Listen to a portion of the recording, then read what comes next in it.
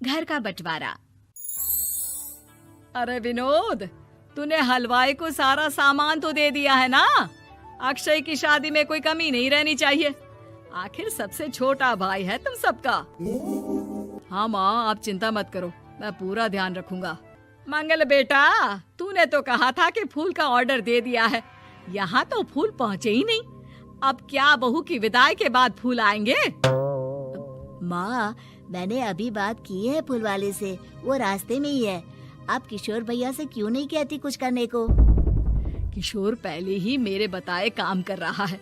पास के सभी रिश्तेदारों और मोहल्ले वालों को कार्ड वही तो देकर आया था। रिसेप्शन के लिए हॉल भी उसी ने बुक किया था। टेंट कुर्सी वालों को भी तो वही देख रहा है। पर कई मोहल्ले वाले तो हमारे भरे पूरे परिवार से जलते भी हैं। उन्हें बुलाने की क्या जरूरत थी?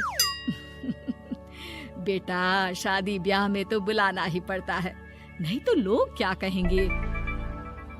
दादी दादी देखो ना, हलवाई अंकल हमें लड्डू नहीं दे रहे, आप इनको डांटो ना। अरे चैन सुख दे देना बच्चों को लड्डू, क्यों तंग कर रहा है इन्हें?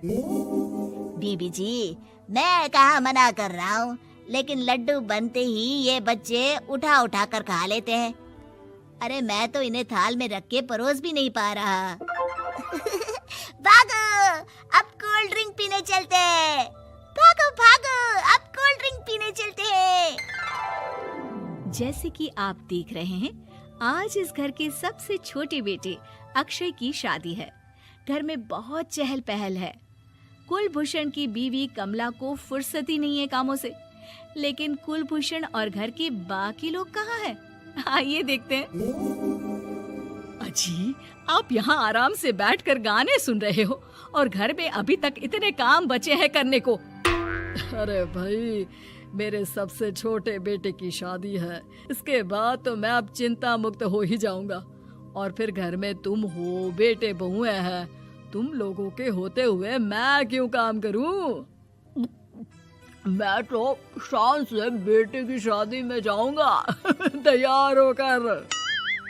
अरे ठीक है, अब आप आराम ही कीजिए।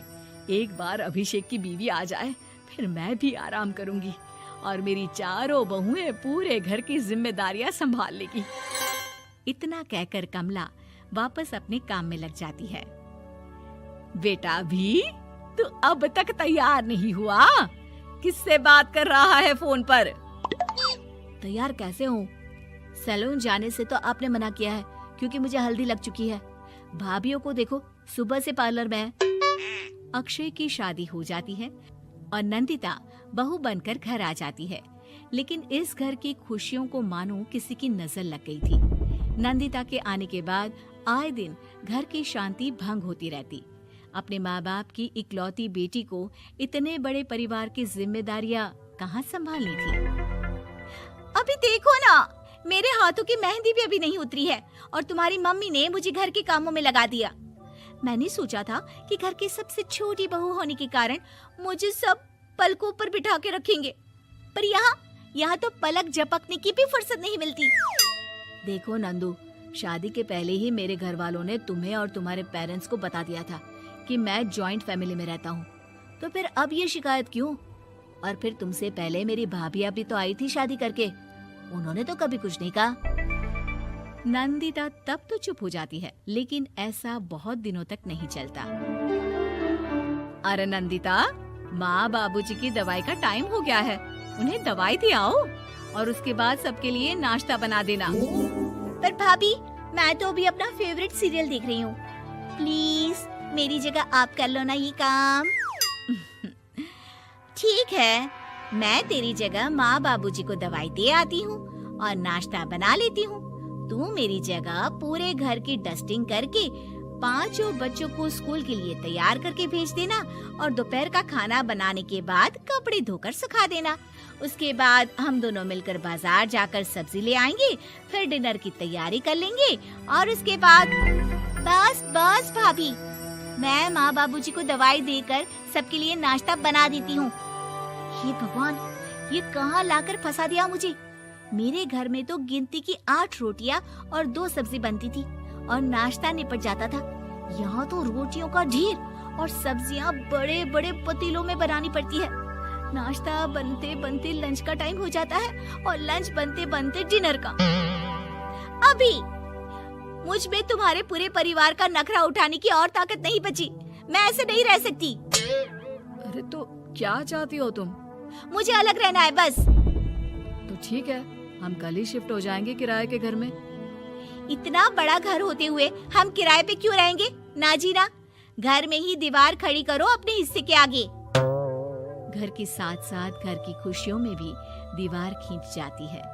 ऐसे ही कई महीने बीत जाते हैं और नंदिता माँ बन जाती है। बच्चे के आने से अभिषेक के कंधों पर खर्चों का बोझ आ पड़ता है। अभिषेक का बोझ कम करने के लिए नंदिता भी पार्ट टाइम जॉब कर लेती है, लेकिन इससे उसके सर पर नौकरी, घर और बच्चे की जिम्मेदारी बढ़ जाती है। नंदिता, ये क्या है? तुमने घर भी ठीक से साफ नहीं किया, ना ही मेरे कपड़े धुले हैं। चिंटू के बाल भी कटवाने जाना था, देखो उसके बाल कितने बढ़ गए हैं। अरे करती क्या हो पूरा दिन तुम? मैं करती क्या हूँ?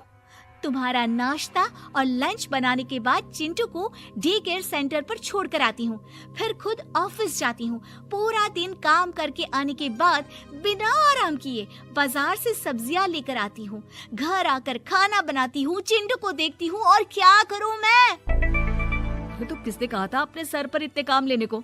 मत जाओ ऑफिस। ऑफिस जाए बिना घर के खर्चे कहाँ से पूरे होंगे? चिंटू की डे केयर का खर्च, उसके लिए बेबी फूड का खर्च, प्रेस वाले का खर्च, ये सब तुम्हारी सैलरी से होता नहीं है। अगर परिवार से अलग नहीं होती तो इतनी मुसीबतें नहीं उठानी पड़ती तुम्हें परिवार के साथ मिलकर काम करने में दिक्कत थी, लेकिन काम तो अब भी बहुत है तुम्हारे सर पर। चिंटू को भी डे केयर भेजने की जरूरत नहीं पड़ती। उसको गोद में खिलाने के लिए दादा दादी और घर के सभी बड़े होते। उसके साथ खेलने के लिए उसके भाई बहन भी होते। मेरे तीनों बड़े भाइयों के बच्चे भी बड़े हुए हैं, लेकिन बिना महंगा बेबी फूड खाए, क्योंकि मेरी माँ और भाभियाँ बहुत अच्छे से जानती है कि बच्चे को क्या खिलाना चाहिए। बिजली के बिल जैसे खर्चे भी सब मिलकर बांट लेते थे। लेकिन तुम्हें तो सबसे अलग रहने में ही मजा आता है, तो अब शिकायत क्यों करती हो? बस करो अभिषेक, बस करो। मैं मानती हूँ कि मैं गलत थी। मेरे एक गलत फैसले ने हमें बिल्कुल अकेला कर दिया है सबसे। एक घर में होते हुए भी हम बाकी परिवार से अजनबियों की तरह रह रहे हैं। अभिषेक और नंदिता की सारी बातें घर के बाकी लोगों को सुनाई दे रही थी। तभी कमला बोल पड़ती है। अरे नंदिता बहू, किसने कहा कि तुम अकेले हो? तुम्हारा इतना भरा पूरा परिवार है ना तुम्हारे साथ। हम तो बस ये चाहते थे कि तुम अपनी गलती समझ जाओ।